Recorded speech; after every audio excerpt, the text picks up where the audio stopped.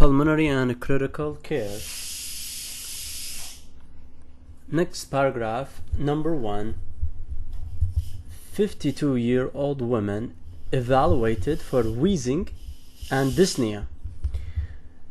On exam, she's tachypnic, 140 pulse rate, and hypoxic, 89 on room air. CXR shows poor air movement. Exam showed poor air movement using accessory muscle for breathing, and with faint expiratory wheezing, period. CXR showed hyperinflation without infiltrate. What is your treatment? Question mark. So the idea of the question is just to identify the alarm symptoms. Like when you have somebody that give you in the history that patient has been admitted multiple times due to the same problem. Patient have poor compliance, and patient have history of intubations in the past. Whenever you see that, and the treatment is you admit to inpatient, you need to wash them on the floor. You can't, if they tell you usually the case is gonna came in the ER, and then what do? You send them home on inhalers or you admit them. So when you see these features, you probably need to admit them. Okay? Does that make sense? Mm-hmm. Okay, so that's the idea of this question. Okay, let's go to the next one. The next paragraph. 37-year-old man evaluated for 1 month history of worsening cough. On exam, revealed pulse ox 97 on room air with conjunctival injection and nasal polyps in both nostrils. Chest exam revealed wheezing on expiration, and IgE is 265. What is the initial management? Question mark.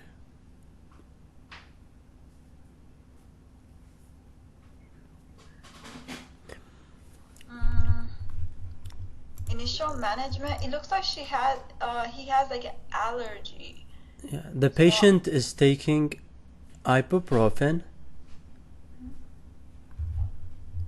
So there is some type of asthma. Yeah, allergies, good job. So when there's some type of asthma that has 3 criteria, like nasal conjunctival injection, nasal polyp, and they're taking ibuprofen associated with NSAID. NSAID, nasal polyps, asthma. What does that tell you? What do you think? What do you think of? What would you do? I would give antihistamine. Yeah, this disease, what is it called? It's called Aspirin Exacerbated Respiratory Disease. Okay? How do you treat it? If it's triggered by NSAID, what would you do? Stop the NSAID. Perfect. And you treat it with glucocorticoid, prednisone, okay? Not antihistamine. Oh, okay, not antihistamine. Yeah, prednisone. The treatment is stopping the NSAID and treating with the glucocorticoid. You can also use leukotriene receptor antagonist. Okay. So this is is that idea of this question clear? Mm-hmm. Aspirin induced asthma. Okay. Okay. Next paragraph. 69-year-old man evaluated for a 3-year history of dyspnea and chronic productive cough. He was diagnosed with COPD 2 years ago after spirometry. Medications include tiotropium, fluticasone/salmeterol, and albuterol inhalers. He intermittently coughs during examination. Spirometry demonstrate post-bronchodilator FEV1 of 45% of predicted. What is the long-term treatment plan that reduced this patient exacerbation of COPD? Question mark. is to know the COPD management. COPD management usually inhaled steroid, LAMA, and albuterol, LABA or SABA. Okay. These three medications. So if it's any of them missing, you gotta add it. So if they tell you, okay, patient on albuterol and salmeterol, what do you add? You add fluticasone. Okay, patient on fluticasone and albuterol, what do you add? You add salmeterol. And that's why in the hospital, anytime it's called trilogy, there's one inhaler that has all the three of those. Okay, if the patient on all those three, then there's other one that you can add that's new studies called Lumlast.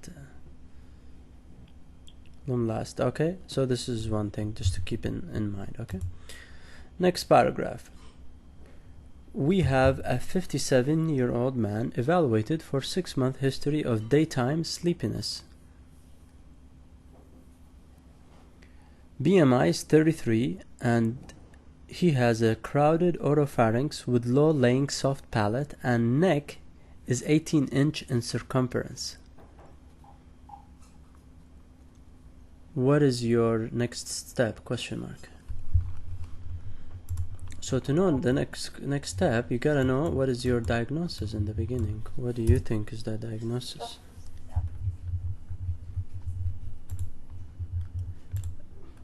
The next step is home sleep testing because the most likely is obstructive sleep apnea.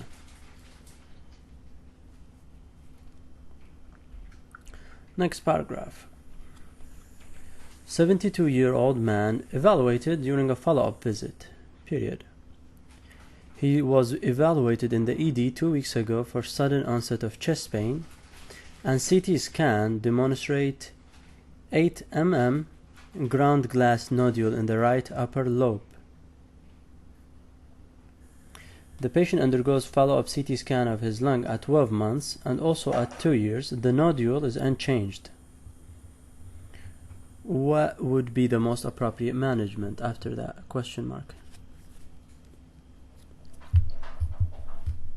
So for this, you just follow up. You don't do anything.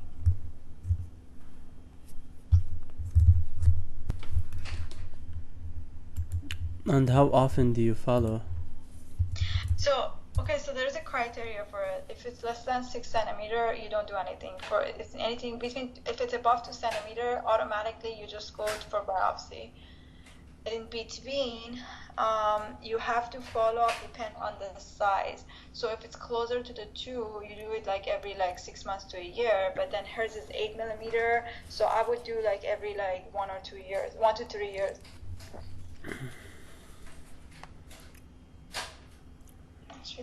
Yeah, so it's a good job. So chest CT scan every 2 years for 5 years. Period. Lung nodules 6 to 8 mm should be initially followed up at 6 to 12 months, then every 2 years for 5 years because of the slow rate of growth if such masses are malignant. Period. Next paragraph.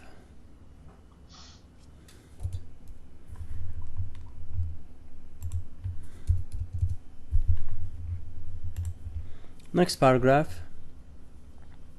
72-year-old man hospitalized for progressive dyspnea and cough followed by sore throat 3 weeks ago. Exam demonstrate diffuse inspiratory crackles and clubbing. CT scan shows new bilateral ground glass opacities on the background of basal predominant septal line thickening with attraction, bronchiectasis, and honeycomb changes. What is your diagnosis? Question mark.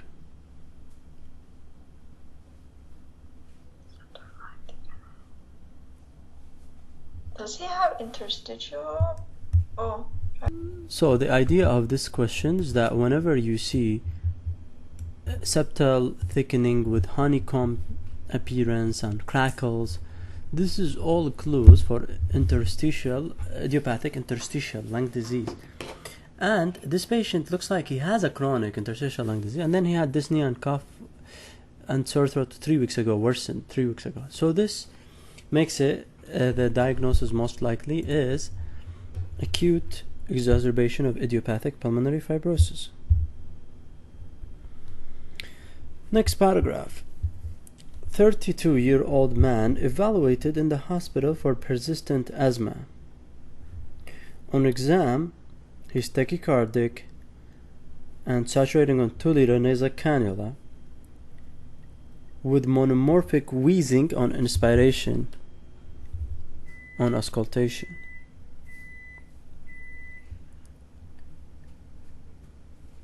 Period. He also complained of 2 days of dyspnea accompanied by wheezing, dysphonia, and upper chest and throat tightness, despite using albuterol and IV methylprednisone. What would be your management? Question mark.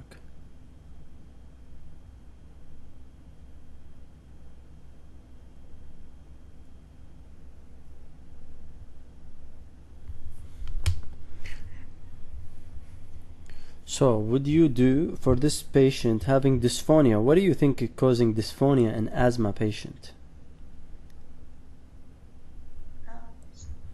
There is some vocal cord issues, right? Whenever you see dysphonia on the exam, what does that tell you? What system is affected? Is the vocal cords. Oh, yeah. Okay.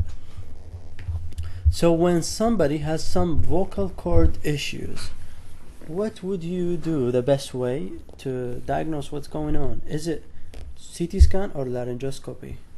Laryngoscopy. Yeah, perfect. So, where? Laryngoscopy is the best option if you have asthma patient that have chest tightness triggered by irritant and does not respond to albuterol and prednisone, period. Okay. Next paragraph.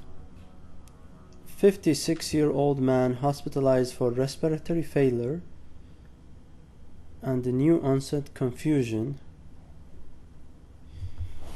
ABGs showing pH of 7.4, PCO2 of 38, and PO2 of 62.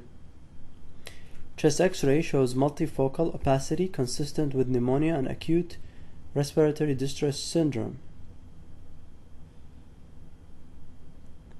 In addition to orientation strategies and promoting normal sleep cycle, which of the following is the most appropriate management? Question mark.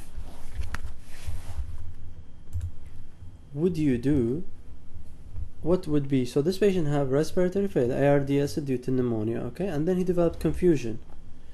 What is the thing that could improve his confusion? Is it you add Haldol or early mobilization? Early mobilization. Perfect, yeah. So the best thing to relieve his confusion is early mobilization. Physical therapy and interruption of sedation should be used to prevent and treat delirium, period. Next paragraph. 62-year-old man evaluated during general medical exam. He is a smoker with 42 pack years history. What would improve this patient long-term survival? Question mark.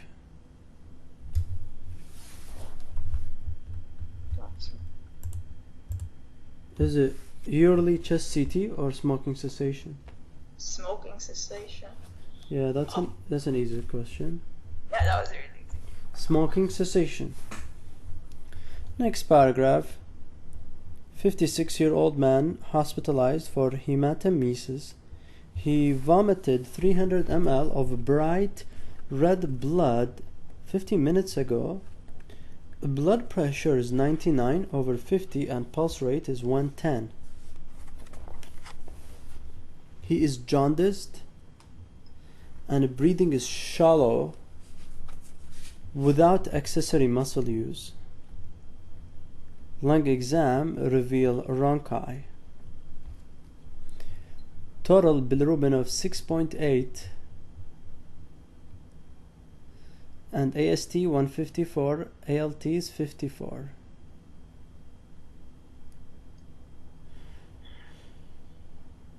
Two large IV lines have been placed and IV fluid resuscitation started. What should be done next? Intubate. Question mark. Intubate. It's a great answer. Good job. Period. Prevent airway aspiration by establishing secure airway in patients who are unable to protect airways. Okay? Mm-hmm. Next paragraph.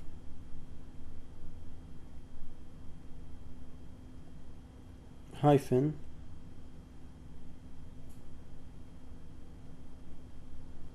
Next paragraph. 72-year-old man evaluated for non-productive cough and progressively worsening dyspnea on exertion during the past year. Spirometry shows FVC of 82% of predicted, FEV1 of 90% of predictive, and FEV1/FVC ratio of 0.8 and DLCO of 65% of predicted. Period.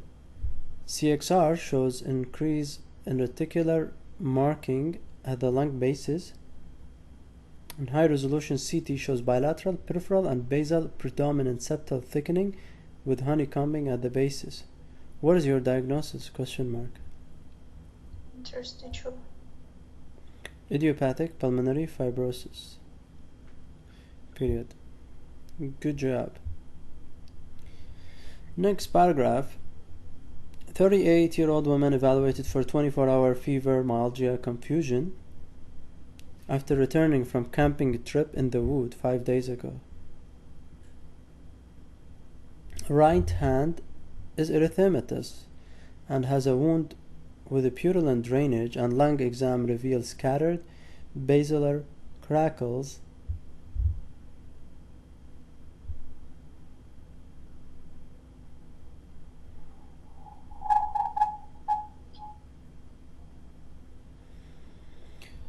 She is hypotensive and tachycardic.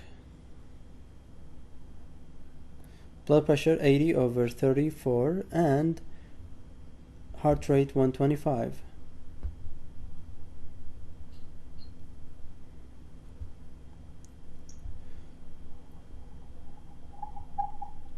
What is the required to assess intravascular volume before administering fluid in this patient? Question mark.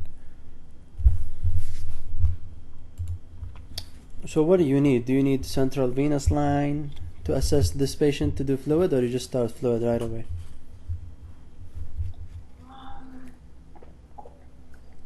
Wait, hold on 1 second. So it's right hand is credit, and the wound, there's a brown discharge.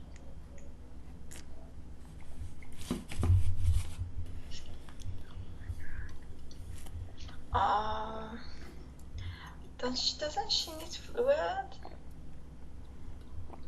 Perfect. So this patient, when you have somebody who's tachycardic, hypotensive, after camping trip, maybe she had like some sort of viral infection or something. She needed fluid. It's a clear sign that she needed fluid. You don't need central venous line for these types of patients. Just start them on fluid right away.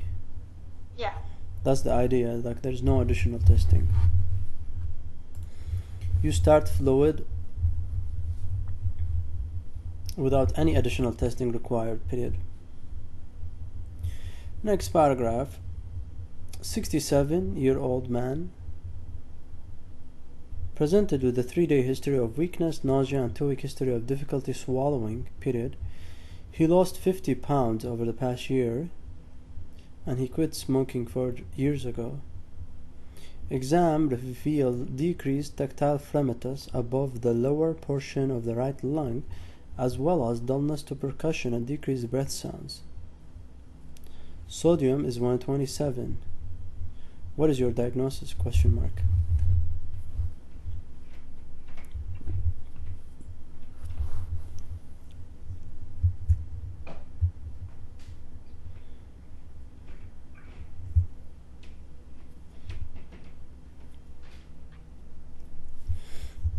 It's just cancer, like small cell. Perfect, you're exactly right. Small cell lung cancer.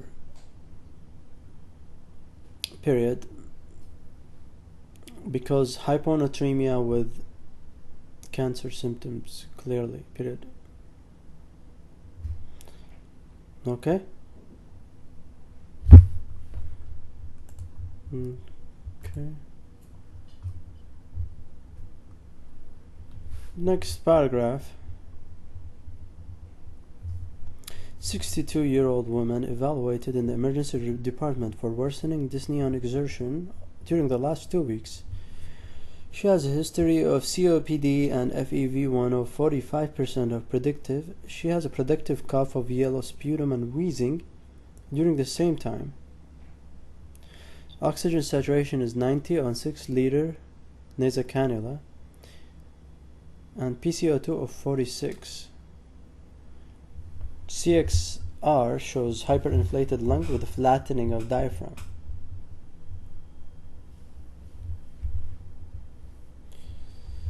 Other exam shows tachycardia, tachypnea with accessory muscle use, decreased breath sounds throughout, prolonged expiratory phase and end expiratory wheeze. What would be the next step in this patient? Question mark. So what is going on with this patient? He has a COPD exacerbation. Yeah, perfect. So COPD exacerbation, After, what are the labs that you want to do for COPD exacerbation? This patient already had CBC, BMP, blood glucose, ABG. What else do you think is missing?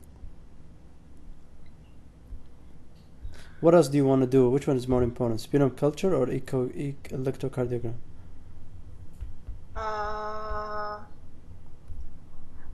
Hold on. If the COPD sputum culture, well, did you get a blood culture or no? If it's a blood culture, I will go with echo. Yeah, so electrocardiogram would be a better option. EKG.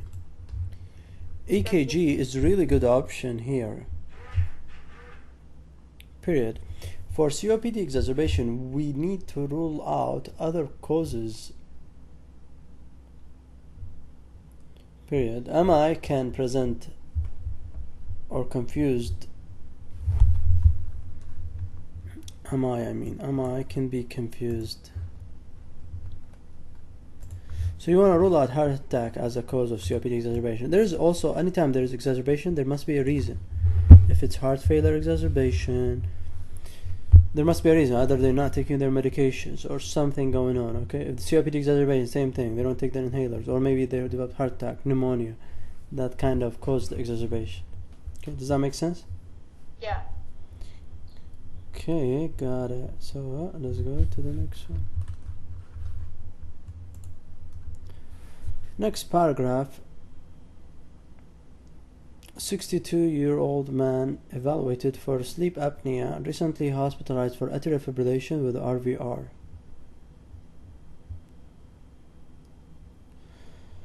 He has a low-lying soft palate, prominent tongue base, and irregular heart rhythm. Cardiac exam revealed irregular rhythm and variable intensity of S1. Polysomnography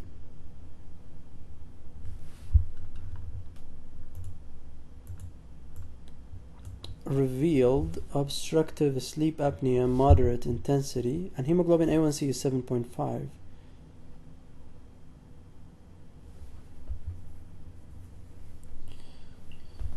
Which of the following is the strongest indication for positive airway pressure therapy? Question mark.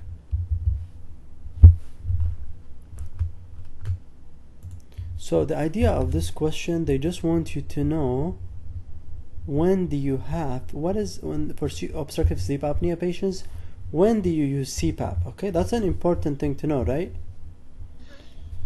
So what is the strongest indication for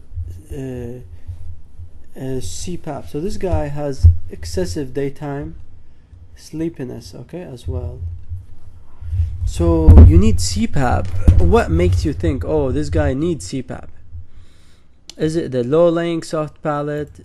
Is it the moderate OSA on? Is it the atrial fibrillation? Is it the diabetes, or is it the excessive daytime sleepiness? Is it excessive daytime sleepiness? Yes. Because the reason for the because the reason we use the CPAP is like when they get the oxygen, but then the lung is, there's something collapsed, right? So the pressure helps it to open up, right? Yeah. So the daytime sleepiness, somebody has all these symptoms, but they don't have daytime sleepiness. They're energetic and everything, you know. You can go without giving them CPAP, but if they have excessive daytime sleepiness, then you need CPAP. Excessive daytime sleepiness is the strongest indication for the treatment of obstructive sleep apnea.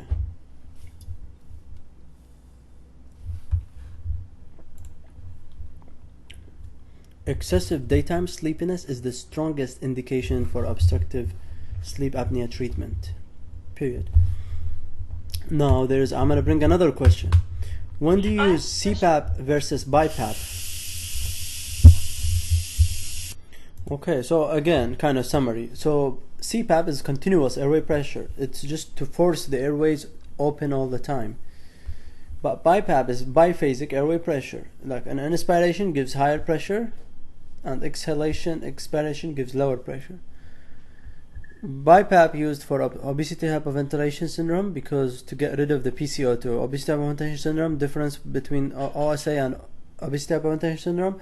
Obesity hypoventilation syndrome have PCO2 more than 45. So they have excess CO2. That's why they have respiratory acidosis. Very common cause for respiratory acidosis in the hospital. Okay?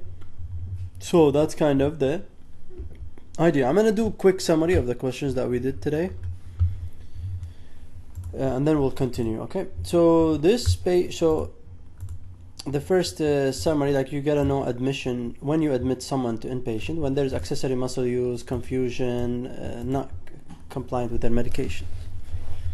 The second question idea I wanted to teach us, if somebody taking aspirin and have nasal polyp, then this stop the aspirin or ibuprofen. It's NSAID-induced asthma, okay? Then this question, basically the idea, I just wanted to know the COPD regimen. This is very important to know. Albuterol, fluticasone, salmeterol. If all of these on and still patient come in the hospital, you can add this medication, okay? Proflomelast. The other question, if there is somebody have daytime sleepiness, next step, you just do home oxygen study, home sleeping study. If it's positive, then you will need CPAP.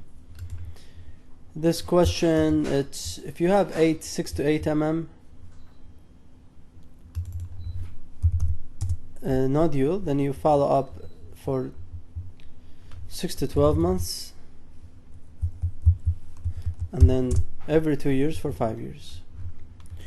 And then this question want to teach us, whenever you see honeycomb changes on CT and septal thickening, this is idiopathic pulmonary fibrosis.